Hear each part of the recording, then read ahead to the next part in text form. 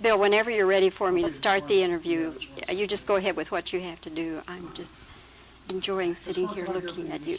Yes, well, how about that? That sounds good. Okay. I saw you. Coats, blankets, everything over those vents. You know, we do that when we shoot in those suites because it makes such a roar. We have to deaden the roar, so we put cushions on. All right, we are ready to start. Miss Horne, we have waited such a long time for you, but thank goodness you're here. I'm glad to be here, too. Well, we're just delighted, and I'm so looking forward to your performance. I never got to see your show, the one that you did in New York, although I've seen you perform any number of times. Now, the show that we're going to have here in Dallas, will it be precisely the same? There may be a few different words in. I've picked up all along into each city I go. Someone says something to me from the audience that I put in, and it's become native to whatever city I've just left. I'm hoping something like that will happen here. Well, knowing Texans, I'm sure it will. Yes. This has been described as your musical autobiography. So, if that is true, do you have good times, bad times, happy times, sad times in it? I think so, but not terribly sad. A couple of the songs are sad to me because one is about my father. Well, it makes me recall my father, whom I love very much. And the other is about a woman and who is old and remembers the people she's known. And whenever, for instance, when I sang it once and a friend of mine had died, it was a little difficult for me. But that's the way life is, you know, and it just so happens that people write songs that fit so many situations that happen to us as people, you know. So I promise not to be too sad, only unless the audience hates me, and then I will feel sad. Not a chance. Not a chance. I hope not. Hope not. Which is the song that reminds you of your father and the song that reminds you of your friend? The song I Got a Name reminds me of my father. I Got a Name? Why does it remind you of him? Because I like the name he gave me. I grew to like it very much because I understood him as a man and the many ways that I was with him as he was dying for the last 5 years of his life. And I got to catch up on a great many things we didn't know about each other. And I got that name into myself then during those last years that he was alive. And that's why. Because Lena Horne is your real name. Yeah, it's my real name, but you see, I was just up there. I had not been with my father or my mother. And it was part of my growing up when I was 50, or 45 anyway. You got over your identity crisis. Yes, exactly. Oh, you're right. You put it so well. When you're on stage doing the same material night after night and recalling many, many personal things, Miss Horne, what does it do to you emotionally? Well, it makes me not able to really become deeply involved with somebody else's project early on in the afternoon.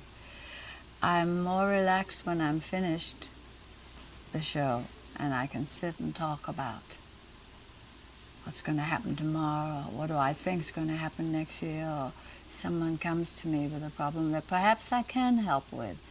Then I'm very open to it. But show business, I think being on the stage is very selfish. It calls for a kind of ego that allows you, if possible, to shut out everything else but that audience. And then I can get communication with them. When I step out on the stage, I feel them, and I'm open to them. I don't want to have anything else on my mind. And that's the way I've been able to work. I couldn't do it any other way. Miss Horne, have you ever been approached about a movie of your life? Yes, yes. And I hope someone brighter than I was when I was that young will be picked to do it, picked to play me. Do you know of anyone who could play you? Oh, I'm sure there are many young actors now that could do it.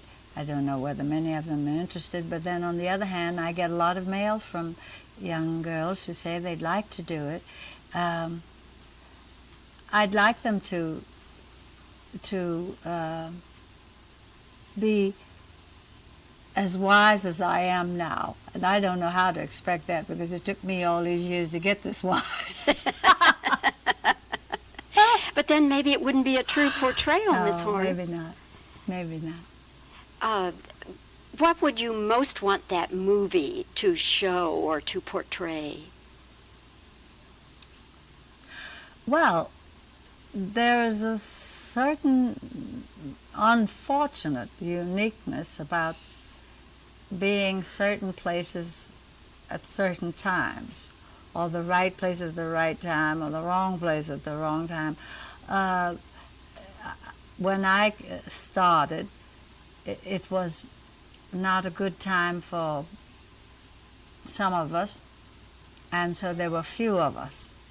And because there were so few, I had to do as many of us wanted me to do. I never had choice of my own for many, many years. And I don't think anybody young now understands that because they don't have to go through all that. But I could tell them. And but it's not always easy being the first black ballet company, or the first any ballet company. At first has it tough. I realize that. But the movie industry was unique, and in that they took me in and had difficulty finding things for me to do was due to our social mores. It had nothing to do with the movies particularly. One last question, Miss Horne, and that is, if you were starting your career today, what would it be like? What would you rather do? Would you rather be an actress than a singer, or a different kind of singer? Or? I would have rather been a school teacher. I wanted to be. All my people were, except my father, all my people were in education in one form or another, principals of schools, school teachers. And I went, when I was a little girl in Fort Valley, Georgia, to a Rosenwall endowed grade school, while right across the street my Uncle Frank Horne was the principal of a normal school, high school, and graduate courses, in a black college. Can you picture Lena Horne as a school teacher? And you don't think you would be a performer at all? No, no. My mother would have been a great actress. My mother wanted to be on stage. Miss Horne, I am so glad you came along when you did. I would not want to be cheated of your talent all these years. Thank you so very, very much. Thank you. Thank you for making yourself available. I enjoyed. Okay, so this video raises some questions, and I need for you to be as honest as possible when answering them in the comments. And just so you know, there are 4 questions. 4. Number 1, before this video, have you ever heard of Miss Lena Horne? Number 2, what do you remember most about Lena Horne? Number 3, who do you think would best portray Lena Horne? And the last one, number 4, what was your favorite Lena Horne song, movie, or guest TV appearance? Now please be honest when answering these questions in the comments. Share this video with anyone you deem necessary, and don't forget to like and subscribe.